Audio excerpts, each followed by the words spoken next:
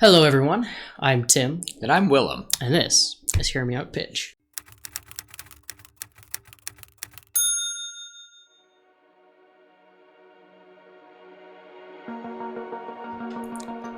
I know. I did it your way. All right. I'll keep it. Throwing you off. Are we keeping it this week? All right. We're keeping it this week. All right. Weird. I like it. It's a good way to start. I think it's fun. It gives a hello. And welcome, everyone. Yeah. For those of you who are new, this is Hear Me Out Pitch. We're cool. We're nerds. A little bit. Yeah. A little bit. Hold on. Looks at stuff on that side. Whether you're new or you've been here before, thank you for tuning in. This week's episode's brought to you by Crushed Can of Squirt. Not actually. I wish. Please sponsor us. No, don't sponsor us. Probably gonna have to blur that out and bleep you out so it sounds hilarious. This brought to you by Beep. It's gonna be funny. Yes, we'll see. I probably will. Just be funny. No. But no, 75. Yeah. 75th episode. Hopefully by the time this comes out. But 75 episodes. Yeah. That's not including our specials. Not including our specials, but remember when we hit 10, we were like, oh my gosh. And we know that we haven't that many followers. We know that it's not crazy and it's whatever. But still fun. And we do it anyway. And we've gone from one microphone to two to now you all can see our faces. And it's crazy. And we've come up with 15 original stories. I think 20. Is that including sequels of movies already? I think so. Yeah, over 20 original stories. I can do maths. Maths. What did we do last week? Last week we talked about, oh my goodness. We talked about my emotional clairvoyant character. You're right. Mm-hmm. So that's one. Life Slinger.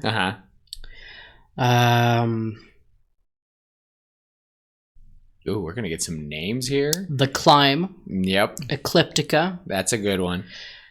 Very proud of that one. I like that one. Toymaker's Gift. That, you know what? Yes. But that's a Tim story. I did not help with that at all. that was episode 66. That's a story I created when I was like 14. A Tale of Crowns. I love that one. Wishful Thinking. That was our fairy grandmother origin story. Was that the title? All right, I like it.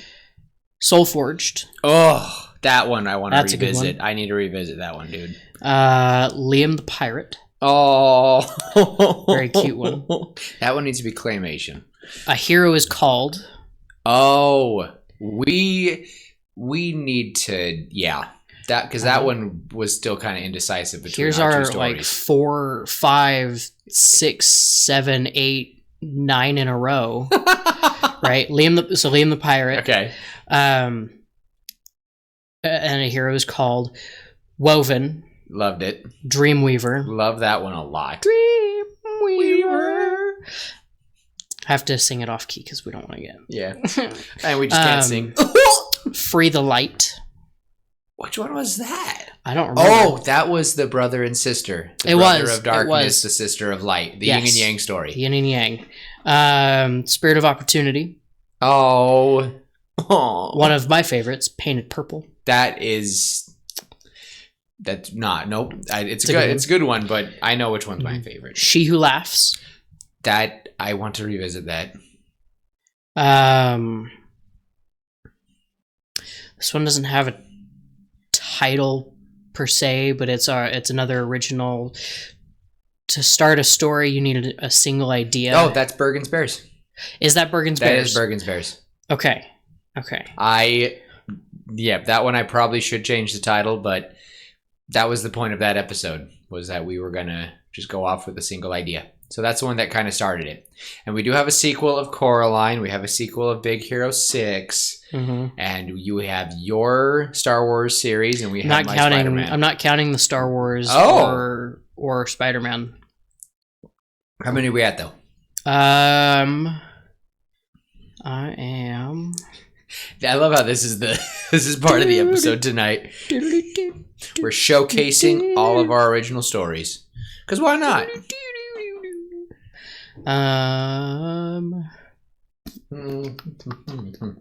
Yeah, 19. 19. We are almost at 20. That's not including my Star Wars and Willem's Spider-Man. With those, that's way more than that. It's well over 20. So yeah, that's crazy. And a couple of those were two-parters. They were. Which means realistically we've got like 22 to 23. We have a lot of original content on this app. We're proud. On this podcast, and sadly not a lot of people listen, but that's okay. Someday.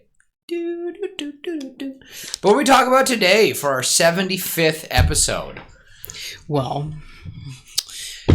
you had an idea. I think it's a good idea. We're going to talk about main characters, protagonists that had every right to turn evil, to turn to the dark side, to crash out, and they didn't. We can talk about all the ones that did, and that's a long list of villains that most villains actually. I mean, I don't know if they're all justified. Voldemort, no, he was not justified for it. I don't know. Darth Vader. I don't know if he was justified. To a point, I would say he's justified. He's wrong. I will tell you though, he's wrong. You're right. I would say he was somewhat justified. I will say a good maybe, because Luke is definitely one who I think would be on this list. Oh, absolutely. Luke is on my list. I made this list while Willem was setting up stuff. So it's a hurried list. It's a hurried list. But it's a list nonetheless. I've got a couple that might surprise you. Okay. But yeah, I've got, how many do I have? 20. No. Oh my gosh. Well, not actually 20. I'm counting. We like the number 20. I'm counting. This episode is brought to you by the number 20. Should be 75, but whatever. I could include or exclude a couple of these. Sitting around 12. All right. So most of them will probably be like the honorable mentions kind of thing. Okay. Well, let's go with a few honorable mentions. Sam Gamgee. And when you say crash out, you mean he could have at any point just said, "You know what, Mr. Frodo? I'm done. I'm turning home. I'm turning around." There was also the point when he had the ring, and he could have refused to give it back. Yeah, he's one of my honorable mentions. He is one of my favorite characters. Some people are going to be so mad he's not higher. But it's okay. Yeah. No, he shouldn't be higher. He's one of my favorite characters in all of media. He's fantastic, very well written. Sean Astin is fantastic. And yeah, I just love that character. I love Sam Gamgee. Everybody needs a Sam in their life. And yeah. I would like to think that I'm a Sam type person. I would think so. Oh, thanks. Because I will carry you, Mr. Tim. I'll carry you. Oh no, his monologue to Frodo is one of my favorites. I will look it up occasionally. Yeah. So it's a good one. Mm-hmm. For me, I honestly think I'm just kind of going off. I have a few ideas in my head, but I couldn't really it was hard for me to narrow this down. So it's going to be hard for me. But one of the first people I would say I think deserves it is Optimus Prime. He's on my list. Oh. Yep. All right, then I will shove that to the side. Oh, I don't I've only ever I only watched the first and like the fourth. Okay. The first one is all you need. I mean, I watched the second and you need to watch third. Transformers 1. I got it. Mm-hmm. You should watch it. Transformers 1 is good. Oh, you've seen it? Not Transformers 1, but the first Michael Transformers. Bay. Okay. Yes. It's fantastic. And with the backstory that we're given for Optimus Prime, specifically in that movie, right, his home world was destroyed. He could have easily said, all right, we ruined our home world. Let's terraform Earth and turn it into our new world. He could have been a General Zod. Yeah. Could have been. Because Megatron, I guess he didn't really want it. Kind of his kind of not the thing really. is, they're just a dark mirror of each other. There is an awesome comic out there that it's called Dark Mirror, I think. I'll try to find the right comic. Maybe I'll put an edit here. But it's a comic where all the Autobots and all the Decepticons, it's just an alternate reality where Autobots are evil. Like the Autobot symbol is purple and the Decepticon symbol is red. And all of Megatron, Starscream, they are all the good guys. Optimus, like his color scheme is purple, green, and orange, and he's terrifying. Bumblebee is a silent, psychotic killer. Ratchet, the medic, tears Autobots to pieces. He tears Decepticons to pieces. I like it. I think that he's definitely on my list for a reason, and yeah. Yeah, he's a little lower, but he's one that I put on my list. It must be so. It must be hard to. He could give up on Earth anytime. I think that's probably the biggest point I would make. Is he could give up anytime and leave us. Yeah. Well, and here's the other big thing: like he was betrayed by a lot of the humans that he protected. Oh, the Michael Bay. Yeah, the Michael Bay protected us, and then we turned on him. Yeah. And yeah. Valid crash outs. Lost a ton of his friends. Most of his people were wiped out. So, but he stuck to his guns. Literally. And yeah. He is here and he is waiting. All right, you got another one? Another another. What's another oh my gosh, I gotta think of the word. What's that word called? Not common courtesy. I can think of the word. Did you zone out too? Honorable mention. Honorable mention. Wow. That's what it's called. That's what it's called. I am not a smart man. We've been over this many times.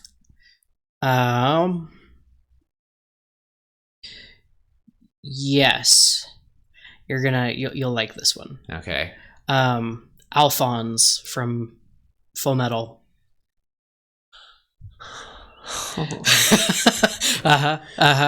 Can I put Alphonse and Elric? No. Yeah, Elric. Elric, I believe, is their last name. Oh, it's what is it? I don't remember. I had to look it up. I had to look up the name. Alphonse and I just call him Full Metal, or I just call him Elric. Now my brain is fried. Edward, jeez. Almost the same time. Edward and Alphonse. I can't, because I have another set of siblings for me. They're my number 5. Okay. So they definitely to me are number 5. They were the first person. They were some of the first that popped in my head, and I was like, yeah, they deserve it in every way to have had a crash out anytime. Mm-hmm. So, but I would say that right behind him, oh my gosh, Edward and Alphonse. Specifically Alphonse. Yeah. Right. He lost his entire body. He was due to alchemy. His soul was torn. Spoilers. He had to endure that just constant dread. Right. No emotion. That constant existential dread. That's not really a spoiler. We won't say anything about what happens in the end. But no, he's stuck in this suit of armor. Can't feel. Can't do anything. And then he has a chance to restore himself. I think he has a few times. Yeah. He has chances to I'm only remembering the one. But he has a chance to fix himself and be human again, but he doesn't because I think they're Philosopher's Stones, right? Is that what they're called? Yeah. It's human souls. Yep. And it would require sacrificing other people. Nothing... And so he takes the moral high road and is like, you know what? I can't. I can't believe you've seen that anime. I had no idea you've seen it. It is, it's good. To me, it's a really controversial take, guys, but there to me is only one show. Like we talk about Avatar: The Last Airbender like very highly here. Mm-hmm. To me, there's only one show equal, or I dare say better, and that is Full Metal Alchemist Brotherhood. Because there's no fillers.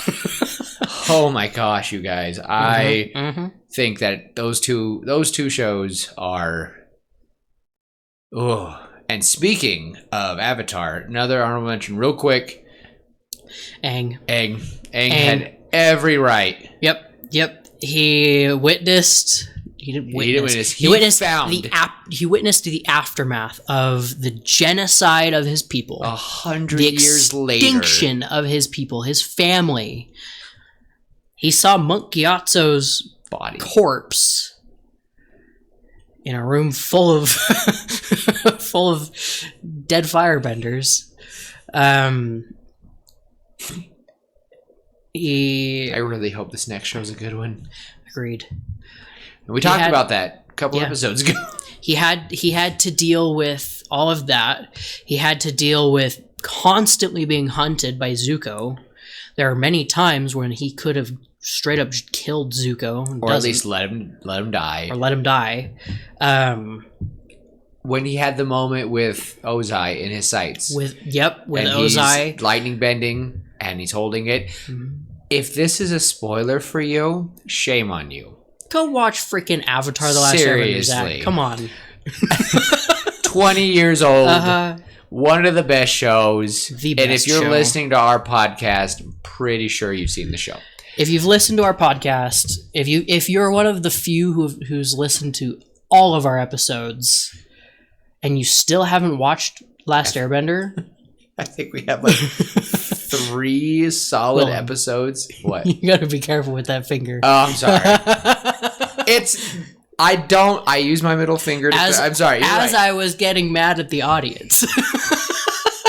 I'll make sure that the camera isn't on me when I do that, so... Well, now they know. Sorry, everybody. Yep. Love you all. Yeah, Avatar Aang is he had every right. He could have been Zahir. You know, and I'll be honest, if it does truly be revealed that Korra crashed out, I don't think I'll blame her. No, are you kidding? She had to deal with 4 different big threats. And kind of a lame... And I will say, I know Korra wasn't fighting Nickelodeon, but it was against her, as well as the fans.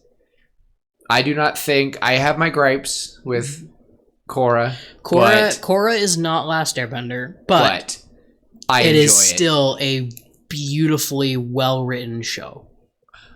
For what they were given, it's very well done.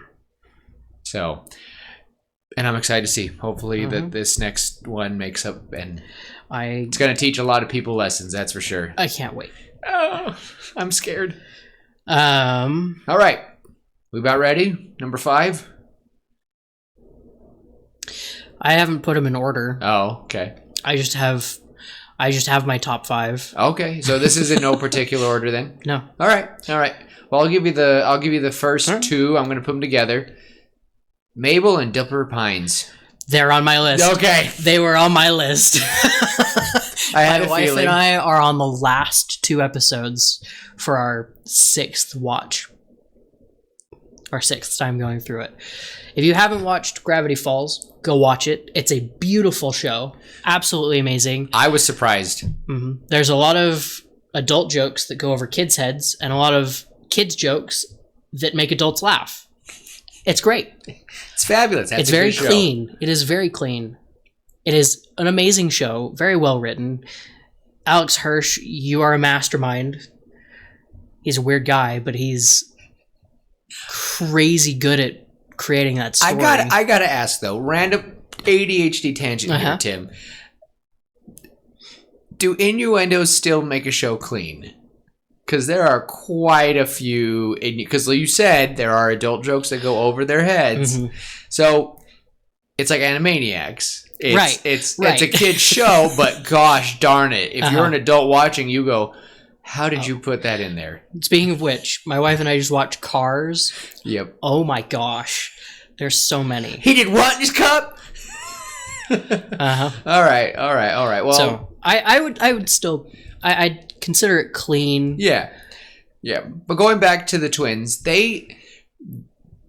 first off, their parents are like non-existent. It sounds like they have not that fun of it. Dipper is an outcast. They both are an outcast in their own ways, but Dipper is.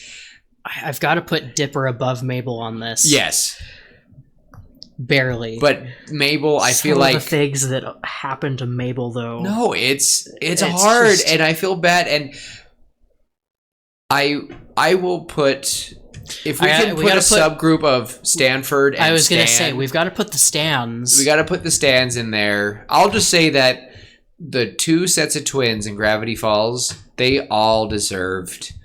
Honestly, though, but is it Stanley? Stanley, his real name is Stanley. Yes. Stanley, Grunkle Stan. All that went through my mind was Seuss explaining the Stan versus Stanford thing to Wendy at 3 a.m. They were twins the whole time. It's amazing. It was Stan, but not our Stan. But not our Stan. Stan Lee. And the other one is Stanford, but not our Stanford. Yeah. Yo, dudes, check it out. Bud Island. Sorry. Seuss is probably my favorite character. He's lovable. He is so funny. Would you date him? Oh, would you look at that? Would you look at that? I love Wendy. Great. Yeah, I think that they deserve. To me, like those four deserve. Yeah. They deserve it right up there. I think Ford above all. He had every right to walk out that portal and go, "I'm done." He had every right to shake Bill's hand and just accept. Yep. Ultimate power. Ooh. Same with Dipper. Like Dipper had to deal with so much coming from everybody, and Pine's twins were also on my list. All right, then we'll leave it there. All right, then what are your? I don't know. I'm kind of excited. Let's see if we have another one that's the same. Here's a classic that I'm not sure if you'll have on your list. Okay. Harry Potter. Oh no, Harry. Yeah, honestly, Harry might have been my number one. Along the same lines, another honorable mention, Neville. Oh. Yes. Neville. Both the boys who lived. Yeah. Neville had every right to be like, you know what? This prophecy crap sucks. And I'm just gonna, I'm not gonna cut off Nagini's head. I'm gonna fight. No, I think the crash out for me doesn't mean that they turn necessarily evil, but they go against their convictions and they do something that they would regret, and it's gonna turn them. Well, I think that's what Neville would have. I would have seen if they would have not have held Neville back.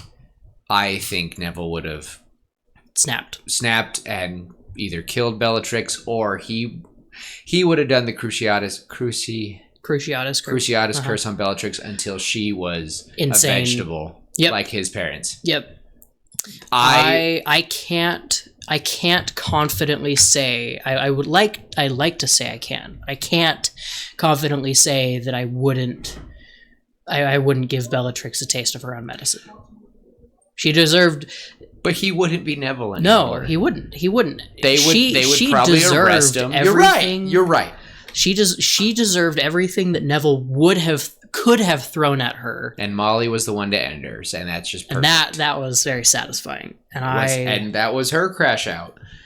because it was deserved. But Neville, I wouldn't even call that a crash out. I would call that it was her defense. You're right. Defense but Neville, of her but child. Neville, like it, like I imagine just an alternate timeline where Bellatrix flies away and Neville goes and he just chases her, and then I imagine they'd like do the big fight in the 5th book, and and maybe Sirius doesn't die because Bellatrix is distracted, and everyone's kind of cheering. Voldemort's gone, and they hear this awful noise. Awful, Tim. Mm-hmm. And it's Neville just holding her down with that spell, and you can just see her snapping. And yeah, that would be it. And it would be a sour ending because I think that they would probably arrest Neville. Send him to Azkaban. And yeah, because that's the unforgivable curse. And it would be sad because he would be there. But the last panel of this said alternate reality would be her being like gently guided to this nursing home, and she's standing next to his parents. Anyway, all right, back to Harry. Back to Harry, though. Wow, we focus a little there, but Harry should have gone with Slytherin. I would love to see that story. Here's a lot of Harry suffered through a lot of crap. He was cursed by Voldemort to start. Then he was sent to live with the Dursleys, which was genius because they're the most Muggle people out there. And just masked the stench of wizard. But yeah. Like Harry was straight up abused. Do you think it's because he was a Horcrux? I think so. Okay. Yeah. Do you think that does play a part? Because they do seem a little more... I would like to think that he at least becomes friendly with Dudley and Petunia.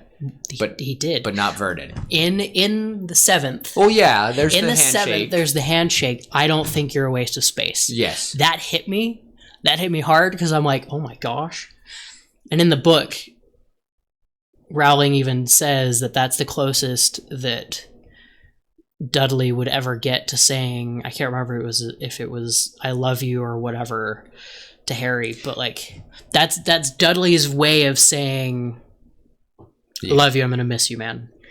I like the fan cast that Dudley has a daughter who's a witch, or that, and she like someone made a thing that Dudley had 2 kids. He had 2 daughters. One was a witch and one was not, and Petunia got to relate to the other one, and Petunia slowly got better at integrating. Uncle Vernon, though, I just can't imagine. I'm sorry. I feel like he was always awful and sour. Yeah, I think by the 7th he was. That actor did. I can't remember his name at the moment. Rest in peace. He did such a good job. I cannot stand Uncle Vernon. The entire cast of those movies, perfect. Some of them were way too old for the characters, but doesn't matter. They were fantastic. But Harry, every right to embrace Slytherin. Do you think Voldemort would have come after him if he had embraced Slytherin? For sure. Okay. He was also manipulated by Dumbledore. Mm-hmm. Constantly. We have to admit it, guys. Dumbledore isn't that great of a character. No. Don't he was him noble. To Gandalf. He was noble. Mm-hmm. He's a Nick Fury. He's a Nick Fury character. Yes. And he did what he had to. You can be the good guys, or you could be the person that saves the world. Yeah. For our Invincible fans. Oh, and like every year someone dies. Someone dies close to him. Especially year 4. In year 4, we've got Cedric. And then year 5, we've got Sirius. And then year 6, we've got Dumbledore. 7, turns out that the guy who Harry hated for all these years turned out to be a double agent. And it's just like, the poor boy... We need to admit as a society that the Harry Potter series was something revolutionary at the turn of this century. I will admit, it's not perfect. No. Right. The world should not operate under the rules of a single school. Illuminati. But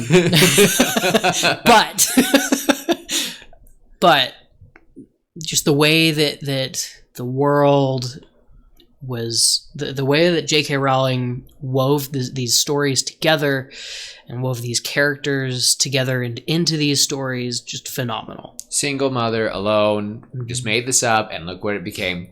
Yep. And we'll leave it at that. We won't get into anything else of it, but Harry definitely deserved that crash out. Mm-hmm. All right, I think for me, I'm going to put, I guess, Harry was on my list, so I guess I'll do a character that probably you don't have, and that is Finn the Human from Adventure Time. I could never get into it. And that's okay. Never get into it. My wife and her family, they'll love it. I hope someday you can really try to. Here's the other thing: I didn't grow up with Cartoon Network, and that's okay. I grew up on Cubo and PBS Kids.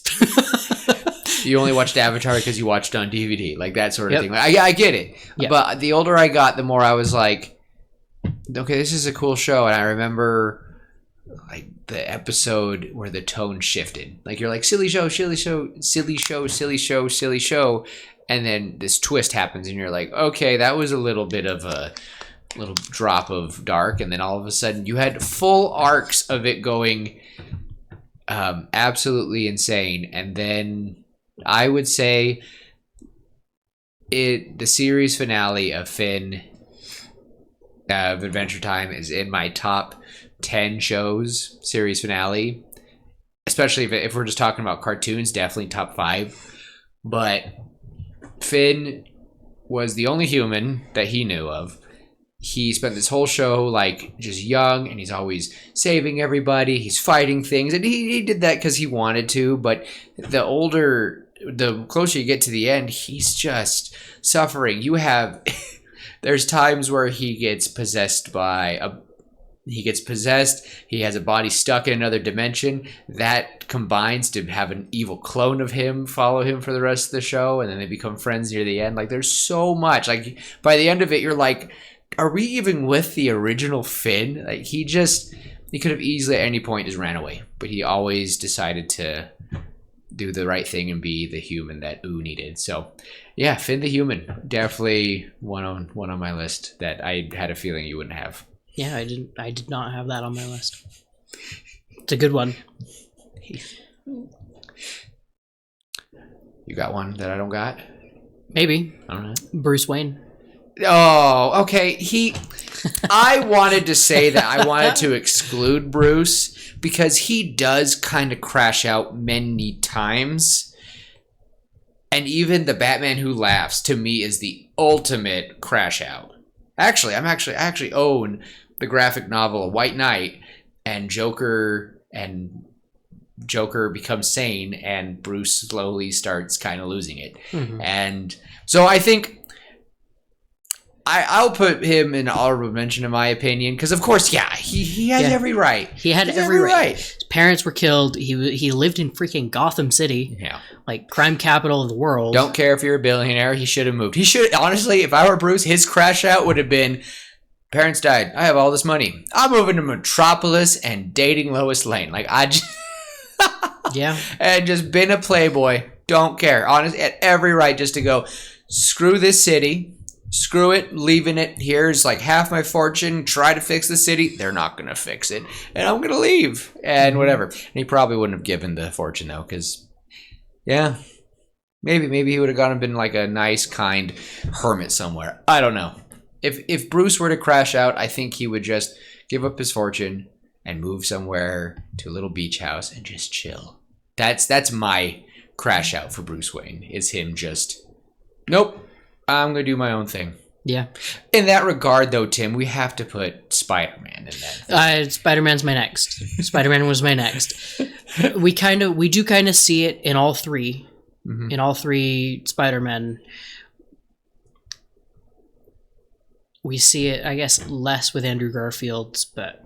Oh, I wanted to. And that's what I'm trying to do. We do see it very intensely for all of 30 minutes with Tom Holland. Oh gosh. In the most recent Spider-Man, where he straight up is about to murder Green Goblin for killing Aunt May. Every scene with Tom Holland and Willem Dafoe was to me some of the best fights. So and good. for Toby to stop the glider, that movie isn't perfect. And it's kind of boring in some parts, but there are some parts that I'm like, this is Spider-Man. So hopefully this next trilogy we get from Tom Holland will be... Yeah. And like we did see, especially in Spider-Man, in Tobey's Spider-Man, the third one, with Bully Maguire. You're gonna cry? That's kind of his crash out. But yeah, I feel like all three of them had more than enough reason to go even further. I wouldn't be surprised if there's a comic out there where Spider-Man just gets sick of J. Jonah Jameson and just ends him. It's like, you want me to be the bad guy? I'm gonna be the bad guy. Maybe. I wouldn't be surprised if there's... That'd be hilarious if there's something. None. Yeah. That'd be so funny. In every universe out there, like, he just never cares. Yeah. And like losing Uncle Ben, losing Gwen Stacy, losing to an extent MJ, kind of, if we go Spider-Verse to a point, losing Uncle Aaron, losing Aunt May, right? Each of them has so much reason to go and crash out, which for them would be, I feel like, not quite the giving up of the powers, but it's more of the no responsibility. I'm gonna do whatever I want with these powers. I have these powers. I'm gonna go, I'm gonna go rob a bank. They can't stop me. Who can stop me? Yeah, you wouldn't. I think Peter Parker and Bruce. I'm gonna put Peter Parker and Bruce Wayne kind of in the same thing. Yeah, I'll put them on the same, because they both. You're right. They both do crash out to a point. I want like characters that like we are like, you just deserve it. And this next one, I know you're gonna agree with me on it. Kaladin Stormblessed. Yep. He was my next. He was my next one. This is why we have a podcast together. It is. If you have not read The Way of Kings or any of the Stormlight Archives, we'll just you know what, we won't do any like crazy spoilers. It's fantastic. Just skip ahead. Or we won't do anything spoiler free, but for those who have read it, we understand within the first first quarter of the first book. We watch a man go from a slave to something great, and we'll just leave it at that. But he many times has at any point just to say, I do not want to be an honorable man, and I am going to go my own way. He could have been Teft, Moash. He could have easily been. Moash is what Kaladin could have been. And that's what scares me. Yeah. And I think that's what scares Moash. I think that's what scares Kaladin. Mm-hmm. And I think we'll just leave it there. Yeah. But we are big fans of Lopin. He deserves a crash out. Yeah. Okay. For a certain character to meet his end, I want it to be by the Lopin's hand. Because that just to me would be the darkest twist. And we'll leave it there. And we kept it vague. But yeah. Along the same lines, Shallan and Dalinar also. To a lesser extent. Dalinar, I feel like, because of what his idiot brother did. And Shallan because of Mraize. Here's the thing. I don't know. Like, I was debating on Dalinar and Iroh and, like, Kratos. But the thing is, all three of those men have a dark past. And they've crashed out in their own way. We don't know about Iroh. I have personal beliefs that until Avatar Studios comes out with literal war crimes that Iroh did, I will just say that he was an honorable man and the people under him did awful things. And I know that's hard, but war is awful. And yes, it was the Fire Nation, but whatever. But it's also Iroh. Who is the most pure man in that entire series. I think he would have been, if Aang would have woken up 50 years earlier, Iroh and him would have been friends. And I would have loved that series. Mm-hmm. So Iroh would have helped the Avatar in another life. Oh, absolutely. Along similar lines with Kaladin, Kelsier. He did crash out. He went back to the mines. And he tore apart the rich, the high bloods. Or whatever they were called. He tore them apart. Yeah. But he did his duty as a Mistborn to try to tear down the Lord Ruler. Mm-hmm.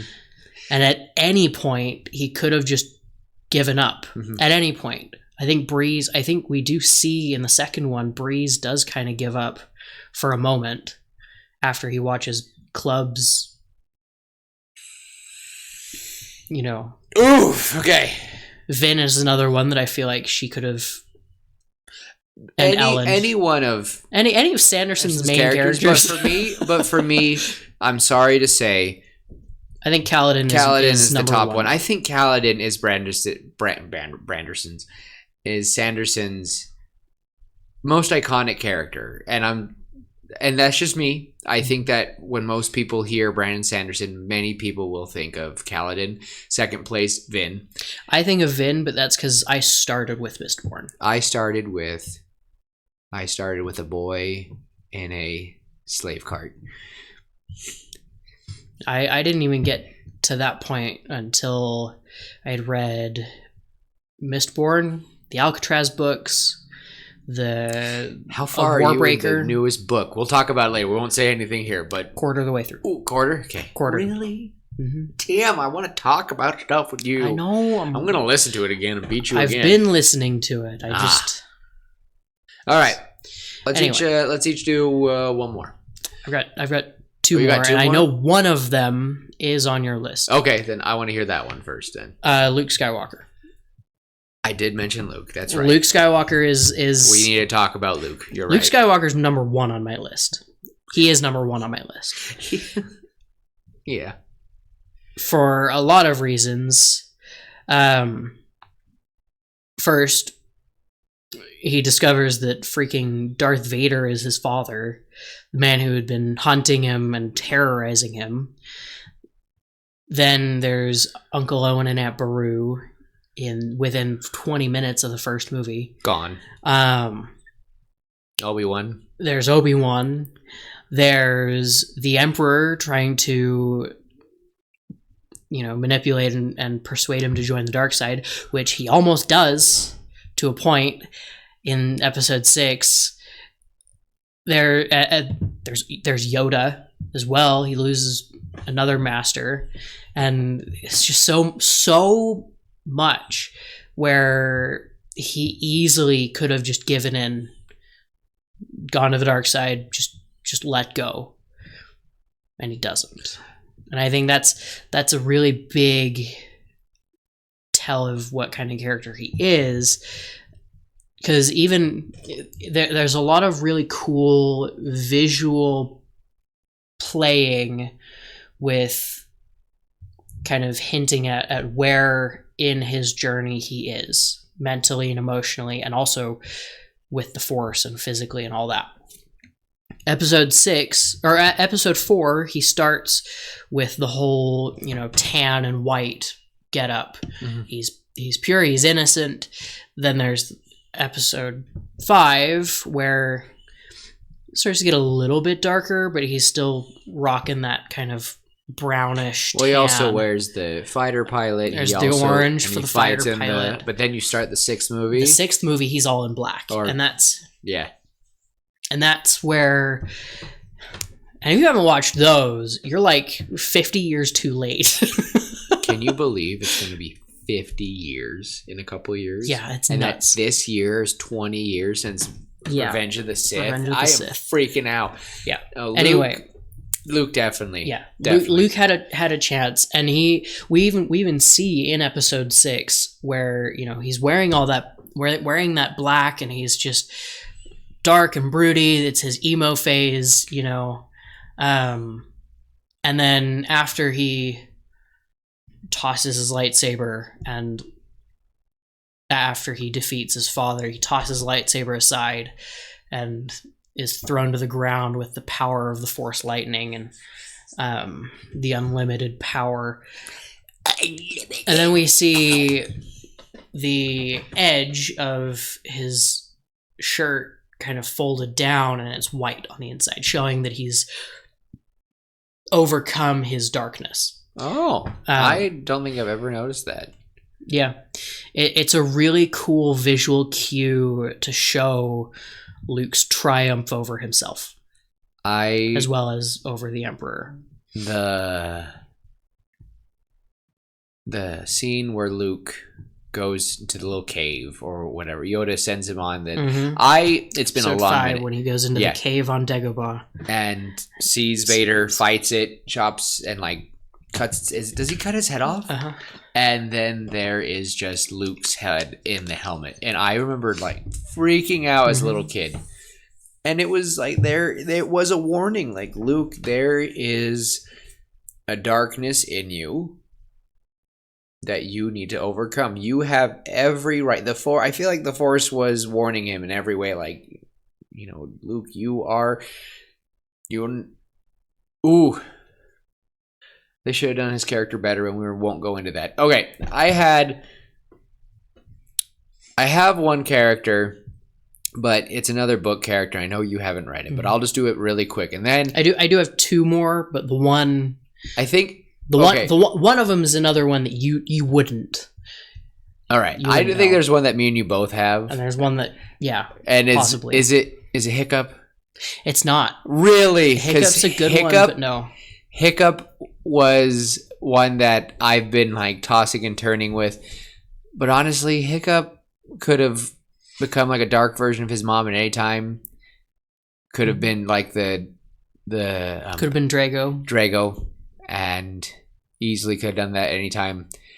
And yeah, he was an outcast, hated. His father like looked down on him, and he could have just and that is actually what inspired this idea, was a song, and it was Hiccup bringing an army of dragons and burning everyone. And I was like, huh. And that's why I kind of didn't want to include it, because I was like, oh, but he would be on one, but I want to hear one that you wouldn't know. Yeah.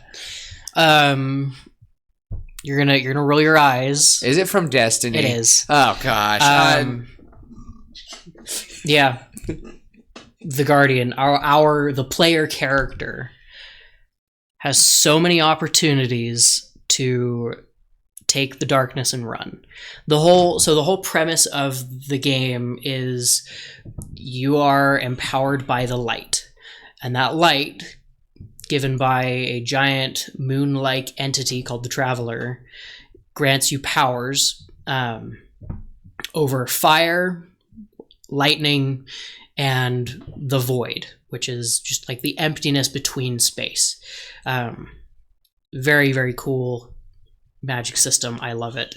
And then there's the darkness, and that's stasis, which is kind of your ice. And then there's strand, which is kind of this greenish, almost plant-like strands of energy that it's a lot more of the mental. But the Guardian goes through, and several of the campaigns you go through over and over, and you're fighting for this god that is not really listening to you, that's not really doing anything for you other than granting you these powers, and you're just expected to protect it and go after it.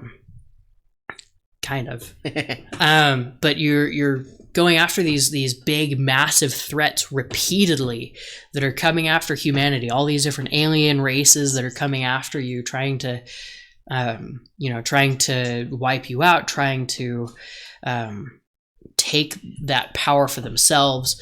And eventually, and spoiler alert, you haven't played the games, go play them. Willem. Game. Never. But anyway. At one point in Destiny 2, during the Beyond Light campaign, you take up the darkness. You take the powers of the darkness for yourself, and you wield them as a champion of light. And so, you kind of have to fight through and you have to fight through these mental blocks, and you have to push away the darkness, the outside darkness that's tempting you and begging you to use this darkness power for yourself. And then you do it again in the Lightfall campaign with Strand, and you go in and you take on these darkness powers again, and these darkness powers are used by the big bad of the Destiny universe, who is basically kind of the Thanos of this story, kind of orchestrating everything, and he uses it, and his followers use the darkness, and then you take the darkness and use it against him. And it's very poetic, and at so many points, like, you lose so many friends, you lose a lot of mentors, and a lot of the characters in that series have a lot of opportunities and reason to crash out. Zavala would be one of them. For those of you who have played, he has a lot of reason, and you actually witness what would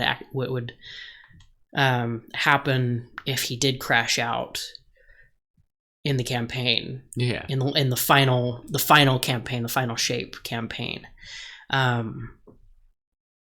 But through all of it, our guardian, our character, pushes through, wields the light and the dark together, and fights off this Thanos character called the Witness, and it's just beautiful. It's awesome. He's trying to sell me so hard on that. I'm not gonna lie, part of that was just trying to sell you on it. I have you at a place where you'll actually listen. I know. I have to sit here and just be like, oh gosh. And those of you who haven't played it and are thinking about it, go for it. Please. Go for it. It's awesome. It can be pricey, but you can play it without paying money. Like, it's fun. It's from what I've heard. It is fantastic. Our dear friend Ethan, we miss you. Mm-hmm. It is, outside of the Zelda series, Destiny has become my favorite. Really? Video game. Yes. Well, speaking of favorite video games, I'm surprised you didn't put Cal Kestis on your list. He does crash out. You literally play him crashing out at the end of the second game. Do you think... Okay, I gotta ask. If they did a... They're doing a third. No, if they do a good and bad type thing, like they kind of did with like what they do with Red Dead Redemption and what they do with certain games where you do morally good stuff, you do that, like... Would you want that for a third game? I don't think so. I would. I don't think it would fit. Well, of course, the bad ending would be if you did the bad ending, it would be the non-canon one. Mm-hmm. But, especially because... I just don't think it would fit the Star Wars universe. I want another Starkiller game. I know you can do it with Starkiller. Starkiller, but I don't think it fits Cal Kestis's... Okay, what I mean by that is, imagine if they had, like, a kind of darker ending if you use the darkness too much. Mm-hmm. Like, I would... Imagine if you embrace the darkness, and if it really be... Like, in the players, we don't know. And then it's like... And so many people are going, why am I getting the bad ending? Why is my saber turned red? Like, by the end of the fight, could you imagine the end of the fight, it forces your lightsaber to be red? And you have no choice, and you're like, that'd be cool. Oh, that'd be that awful. Would be cool. But yeah, you're right. And don't get me wrong, Cal Kestis was not an afterthought. Like he's, I didn't put him on my list on purpose. Okay, and that's because in the second game you have a valid crash out. Yeah, you play as Cal Kestis using the dark side. Spoilers, if you haven't played it, it was fantastic. my favorite Star Wars story outside of the original saga, 1 through 6, 7, 8, 9, or They don't go listen to mine. For all of our YouTube listeners, there is a playlist. But yeah, I specifically didn't put Cal on that list. All right. Well, honestly, I think I've talked about many characters. We could go through so many. I've got one more. One more? I've got one more, and I think you'll agree. All right. Frodo. I talked about Sam. He was an honorable mention. I was curious. Frodo is... Like I said, Luke Skywalker is my number one. Could you imagine a mini Nazgul? But just a little, like, what are they, like 2.5 feet? 3 feet tall. 3 feet tall, little Nazgul just walking around with the scary Witch King's helmet on. Yeah. I see you. But no, like, Frodo had so much reason to crash out. He had, first, he was kind of forced to leave his home. He was carrying the One Ring, for crying out loud. Jeez. And there are several times where he almost succumbs to it. And at the very end, he kind of does. He did. Until Gollum bites his finger off. Hooray! Wait. But, like, the whole trek through Mordor, and then trying to get to Mordor, he loses Gandalf, he loses Boromir.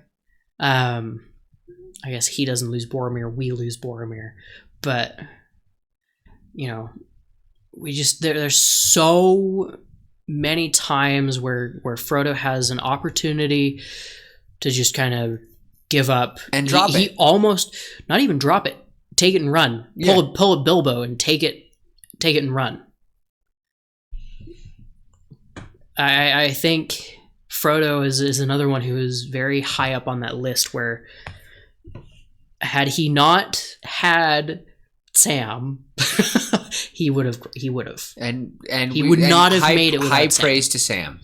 Yeah. And I think the moral, or the message I think I would want to give out with this list is that many of our beloved characters, when they hit the hero's journey and they end up at that fall point, all of them do the whole Bruce Wayne and they get back up and they keep fighting, you know. And I think one of the best crash outs ever that is very valid, and I don't even call it a crash out, but no, he snaps, is Odysseus. Odysseus slaughtering all the suitors. I do not blame him. No, and for any of my epic musical listeners, very well done. And I hope that we get a very good animated movie. But I'm glad that these characters stick to their guns. I'm glad that they had supporting characters to help them. And I think that's a good lesson, because I don't think any of the characters on our list could do this alone. No. None of them. And I think that's something that is wonderful. So find your supporting characters. Find your Sam. Find your Mabel. Find your Robin. Find all of that. You can't do stuff alone. Well, I'm pretty satisfied with my care. I am too. I think that's just a good place to end it. But that's a good place. Any final thoughts? I mean, Hero would be another honorable mention. Oh, Hero 6. Why did I not even think? Well, we could go on and on and on. For Disney, just about any protagonist in any movie, book, game has reason to crash out. Has every reason just to go. But some of them do. And that's why I wanted to pick characters who never did something that, I'm talking like they do something that's going to have crazy consequences. Because, yeah. I think that these are just some characters that I realize, like, they don't ever just snap, they don't ever lose it, or they never, I don't know, there's just some that I would not have blamed them if they became villains. If Dipper and Mabel became villainous characters, they became worse than Gideon. If they were to embrace Bill and worked with him, I would be like, I think they deserve it. If Harry would have chosen to be a Slytherin, worked with the Dark Lord, and I honestly think if Voldemort understood that his Horcrux was next to him, safe like Nagini, I don't think he would have cared. And I think for Frodo to become a little Nazgul or whatever, I think, but